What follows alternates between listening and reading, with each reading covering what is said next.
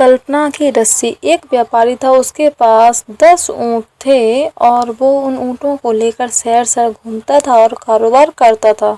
एक दिन कारोबार के लिए वो कहीं गया था, पर वापस घर लौटने के समय बहुत देर हो गई थी और रात भी हो गई थी। उसने सोचा कि मैं यहाँ किसी धर्मशाला में रुक जाता हूँ। वो धर्मशाला ढूंढने लगा और उसे वहाँ एक धर्मशाला भी मिल गई। उसने सोचा कि बाहर ऊँट बांध कर आराम से सो जाता हूँ। वो धर्मशाला के बाहर ऊँट बांधने लगा।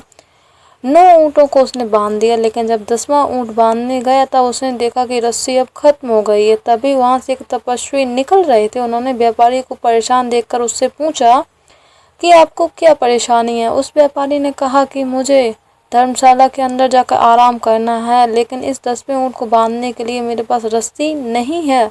उस तपस्वी ने जब व्यापारी की समस्या सुनी तो वह हंसने लगे और कहा कि जैसे आपने इन 9 ऊँटों को बांधा वैसे ही आप ये 10वां ऊँट को भी बांध दो। तपस्वी की बात सुनकर व्यापारी हैरानी के साथ बोला, लेकिन रस्सी ही तो खत्म हो गई है। तपस्वी ने कहा, मैंने कब कहा कि तुम इसे रस्सी से बांधो? तुम इसमें ऊँट को कल्पना की रस्सी से भी तो बांध सकते हो। व्यापारी ने उस तपस्वी की बात मान ली और उस 10वें ऊँट के गले में काल्पनिक रस्सी का फंदा डालने जैसा नाटक किया और उसका दूसरा सिरा पेड़ से बांध दिया। जैसे ही व्यापारी ने ये नाटक किया तो वो 10वां ऊँट आराम से बैठ गया। व्यापारी उस धर्मशाला के अंदर चला गया और उसने पूरी रात आराम से नींद ली।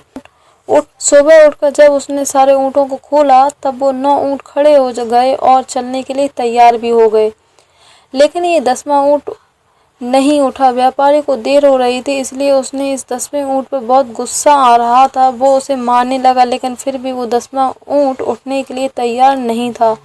इतने में वहां पर वो तपस्वी आ गए। ऊँट को ऐसा मारते हुए देखकर तपस्वी ने व्यापारी से कहा कि तुम बेचारे बेजवान जानवर को क्यों मार रहे हो? व्यापारी ने कहा कि मुझे बहुत देर हो रही है, ये 10वां ऊँट उठ ही नहीं रहा है। तपस्वी ने व्यापारी से कहा, अरे भाई, तुमने इस ऊँट को बांधा था, आज तुम्हें इसे खोलना होगा, बिना खोले वो कैसे उठेगा? व्यापारी ने कहा, अरे मैंने इसे हकीकत में थोड़ी बांधा था, मैंने उसे बांधने का नाटक किया था।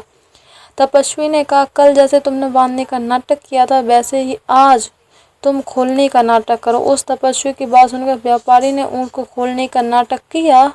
ऊँट तुरंत खड़ा हो गया। आई होप आपको ये कहानी पसंद आई होगी। कहानी को लास्ट तक सुनने के लिए आपका बहुत बहुत धन्यवाद।